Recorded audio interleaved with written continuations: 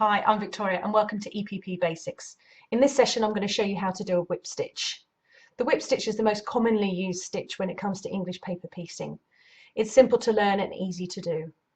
All you need to get going is your EPP shapes, a needle and thread and a pair of scissors. You ready? Let's go. With English paper piecing, you've got a number of stitches available to use. In this demonstration, I'm going to show you how to use the whip stitch. It's relatively quick and it's easy to learn. You take your two pieces of English paper piecing. These two hexes I've already glue basted on the back. You can see there's no thread and I've used a glue to stick those in place. The shapes you need to put up against each other and make sure that these edges are totally in line with each other, and that you haven't got one layer slightly skew-if against the other. The way I start off stitching is by adding just a couple of stitches in this, in one of these corners here. So I'll take my needle and thread and I'll just run a couple of stitches in the seam allowance on the wrong side of one of the hexes.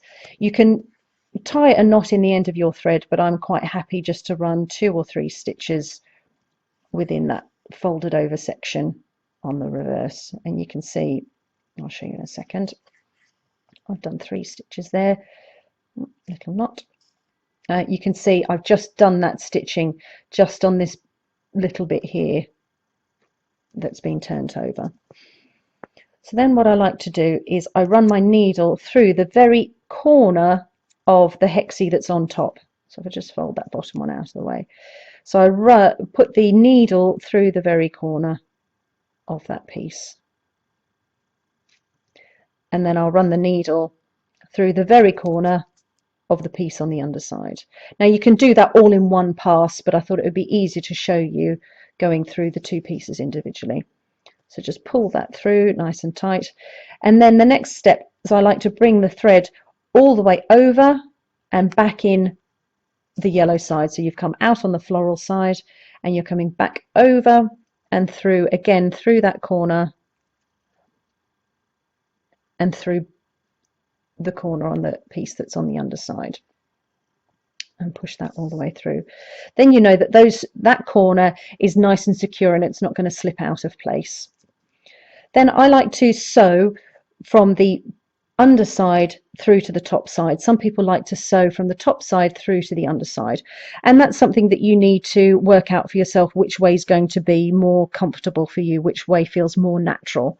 And that's the thing about hand sewing, is that you've got to do what feels most natural to you, otherwise you're going to end up feeling uncomfortable or not enjoy the process.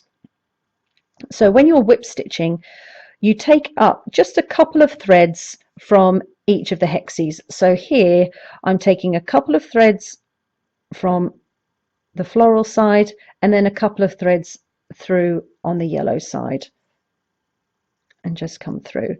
The fewer threads that you pick up, the less that you will see the resulting stitch on the right side of your work. So if you're not too bothered about seeing the stitches on the right side, then you don't need to be quite so careful about the number of threads that you pick up. If, however, you're looking for something that's quite invisible, you want to just take your time and just only pick up a couple of threads as you work your way along. I quite like quite an invisible look. That's why I use a relatively thin needle, because the smaller the needle you use, the easier it is to pick up just a couple of threads. If you're using a thicker needle, it makes it more difficult.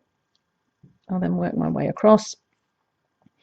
I also like to use a relatively thin thread as well, because again, if you're using a thicker thread, you're more likely to see that resulting stitch on the right side. Now, the number of stitches that you do along your hexagonal shape or your EPP shapes is entirely up to you. I'm doing a 1-inch hexie here. And you can see I'm doing a fair number of stitches. I like it to be relatively secure, and we work our way all the way across to the other corner. All the way across, and then when you get back to that other corner, not get back to, but when you reach this corner, again do what you did on the first corner and go through the very corner point of the shape. and go through that a couple of times, just to make sure that that's good and secure. It helps when you come to join on other shapes and the next stages. So when I open this out, you can't really see the stitches. I've gone quite small on this one. The stitches on this side, and then on this side you can hardly see those stitches because I've only taken a very small amount of fabric each time I've passed the needle through.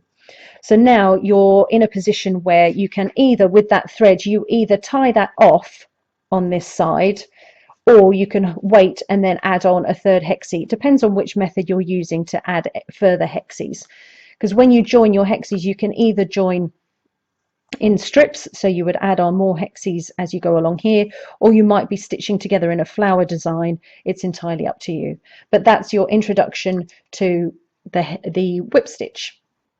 So there you go, that's the whip stitch. I hope you'll give it a try. Don't forget to check out my website. I've got a printable there for you of 1-inch hexies. You can print them out at home and give English paper piecing a try. Don't forget to follow me on social media. I use Instagram and I've got a Facebook account. Come and say hi. Thanks so much for watching. Give English paper piecing a try. Let me know how you get on.